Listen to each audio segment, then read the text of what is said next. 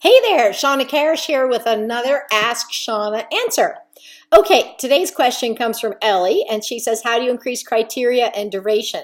I can teach a basic behavior, but I can never get past that.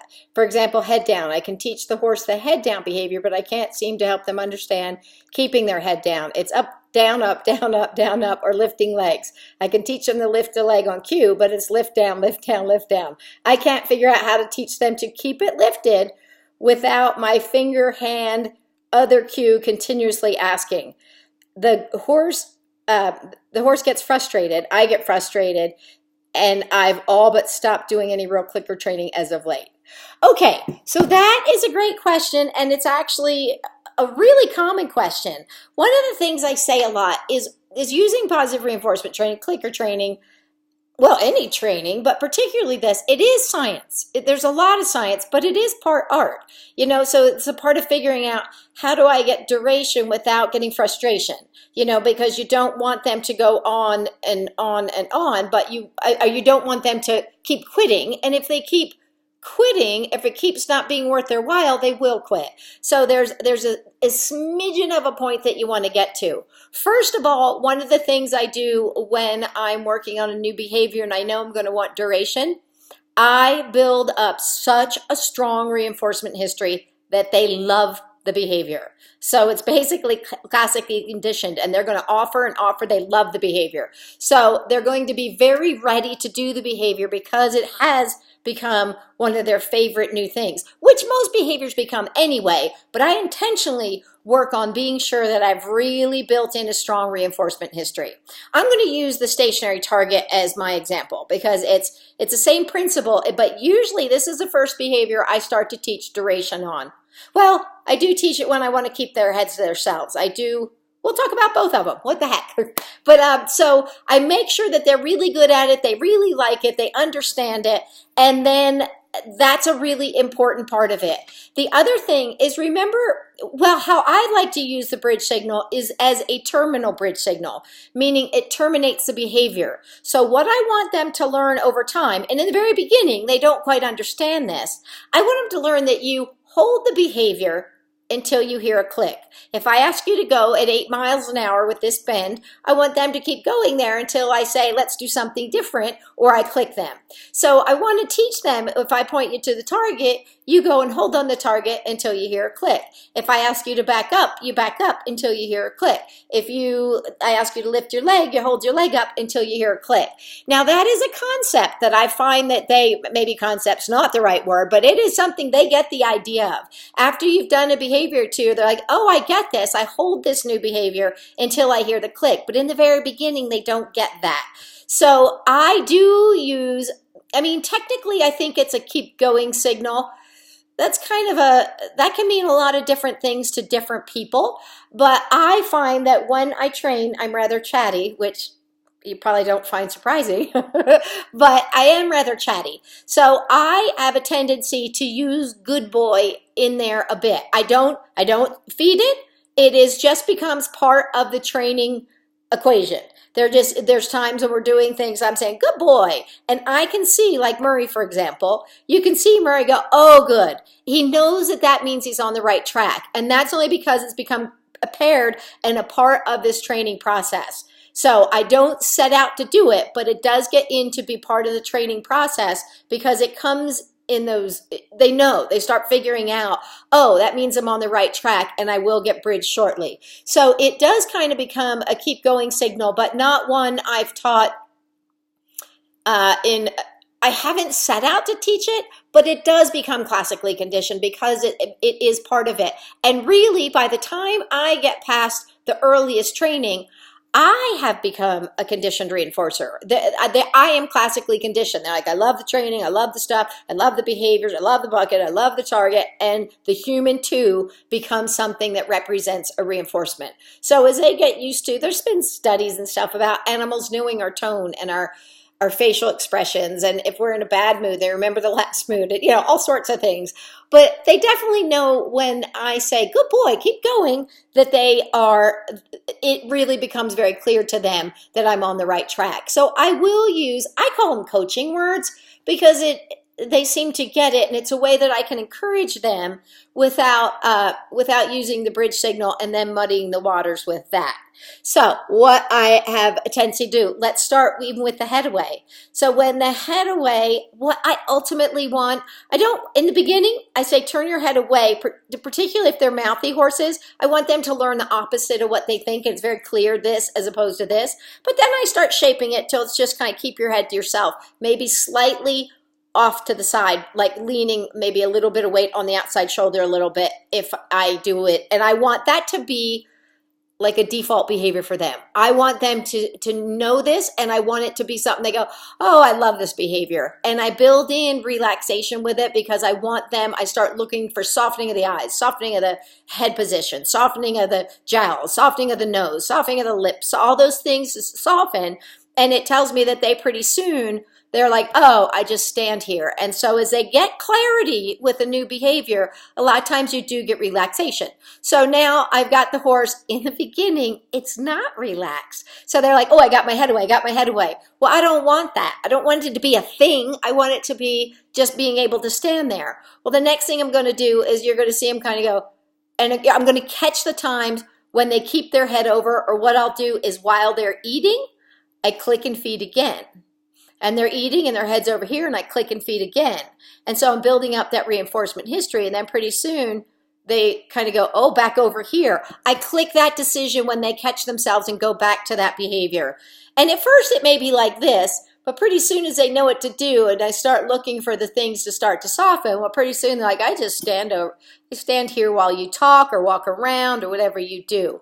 But building duration was kind of in that process. It's trying to make it clear to staying over there by feeding over there. But then what I'll start to do is I wait for them to kind of catch themselves and go back over there. And then pretty soon they start to stay over there. I think the key to the duration that happens, I think we tend to get what I call greedy trainer syndrome, where we want too much. And the first little inkling of that duration is it's a beat, and you're just like, ooh, that's a little longer than normal. So it's not even a whole second, but you can tell it's just a smidge longer and a smidge longer and a smidge longer. And so looking for tiny increments of more. It's just the successive approximations. It's the tiny steps that bring clarity that we can fall back on. So look for the tiniest bit more. We tend to think in big, giant leaps.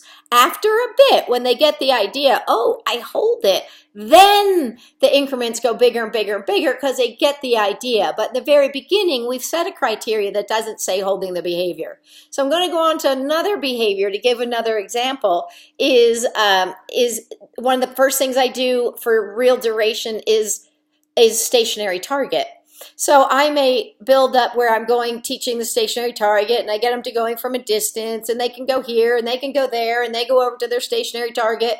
And the idea is eventually I want them to be able to hold on their stationary target where I can open the door, close the door, exit the stall, enter the pasture, leave the pasture, and they just kind of stay on their little stationary target in that general vicinity. So in the beginning, though, they don't know that. So I get them where they're going to it, and they love it, and they go from far away, and they like their stationary target, and the stationary target is one of their favorite behaviors. And usually I have it be one of their early behaviors. I think it's great for teaching a little bit of self-control, and it's really good for duration, and it's a really good thing for separation. So it's just a great tool. With marine mammals, first thing they learned was stationing and separations, the very first after bridge conditioning. That's where we went with that. But so what we do with, so then I've got them, they're going far away. Then what I do is I go all the way right back up to the stationary target. The stationary target is here, he's here, I'm here. We're this close. We're in this little triangle of inches apart. And I say target, and he goes to his target. And a lot of times what I'll see is he goes, I'm going to go back to my target. So he'll look at me, and I'll just wait for just a beat. And typically they go right back to their target because they're right there. It's so easy just to go to the target. They already love the target. They see it as another opportunity for reinforcement. So you really don't get frustration. They just go, I'm going to try that again. And when they go back to it, I draw attention to that. And then I just be sure that I start, and you'll start to see them doing smaller increments till they just stay there. So that is typically how it goes, but I'm right back up in the right proximity, where if I were far away and I'm trying to build duration, it's too hard. I mean, it's a lot of distance they got to cover. But if I'm up really close, it makes it a lot easier for them to make the decision to go back to it. In some situations, what I'll do, I think sometimes the leg lift is one of these, that I will ask for the leg, and I kind of, let's say they'll hold it for a second, and a half second, I'll cue it again until they kind of catch themselves and bring it back up. And then I'll reinforce that. And then I'll just be ready to do it, and just slowly, slowly, slowly, or if you catch them, bringing it back up. But it doesn't help, it doesn't hurt to cue them before they fall, before it drops again. But just remember, your process is to be fading it. I think one of the most important things of the training, if we make it all about the food, it'll be all about the food. And that's a disservice to our horses, because what we found for contra freeloading and loads of things, and we see it immediately with horses, is it's the game. They like playing the game. So we need to up the criteria in small enough increments that it continues to be a little bit more and a little bit more, but small enough where it's not frustrating, it's not where they give up, or they think you just keep it small enough, and the game itself becomes something that is the most reinforcing thing. So I think it's, and there's times I've seen horses like eating their food at the end of the day for a clinic. It's their first day doing it, and they're eating their dinner, which is what we've used that same food all day, and they'll leave the dinner and come to the gate like, I want to come out and work. And you're like, you're eating the same thing we had, only you have more of it. It's very clear it's not all about the food. It truly is about the game. So that's the art part, is how do you raise the criteria small enough that it keeps them going and keeps the game afoot, but not so fast that we lose it. And I think with duration, we have a real tendency to want to we want too much. So it's okay, but even before he starts to drop it, say lift, remind him, give him another cue. And as he makes that decision to keep it up, you reinforce it there until pretty soon you'll see he starts going, well, don't put it down. So it's just those little increments and those little itty bits, and then remembering to fade. If you need to use another cue, don't wait till the behavior ends. Because then we really can get a chain. But if you think that's let me just cue it again before he even drops, now you start to before he even drops his foot to the ground, now you start to build a little bit of duration, and you can start to fade those cues just a little bit. So I hope that helps. It's a kind of thing, it's so much easier when you see it. So I wish you were here, because I could help you with that. But it is really a skill we work on teaching people here, because I think it's really important. And our apprentice trainers is one of the early things that go work on, teaching stationary target and duration. And like I said, once the animals learn this, they have a tendency to offer things and hold things longer easier, because they get the idea. I didn't hear the click. I should stick with this behavior more. Anyway, Ellie, I hope that helps you out. I know there's a lot of great ways to do it, but this is just one of the things I found that has been great with the marine mammals as well as the horses, and that I think is what I've got for now. I may think of more, but for now, that's it. Okay, if you or anyone else has questions, please don't hesitate to go to my website, and there's an Ask Shawna tab. So it's www.on-target-training.com, and then you'll get to an Ask Shawna tab. Also, there's a podcast tab. So sometimes podcasts can help with different issues as well. And if you want to learn more about what I'm doing or my schedule or what we're up to, go to terranovatrainingcenter.com. It's TerraNova. So Terra Nova, it's new ground. TerranovaTrainingCenter.com, and we'll have schedules and workshops and things there. So it's a great way. You can sign up for our newsletter, and you'll stay on top of whatever we're doing coming up with all the things we're doing. Anyway, so there's a little information for everybody, and I hope that helped you out. And until next time, enjoy getting your horse on target. Bye.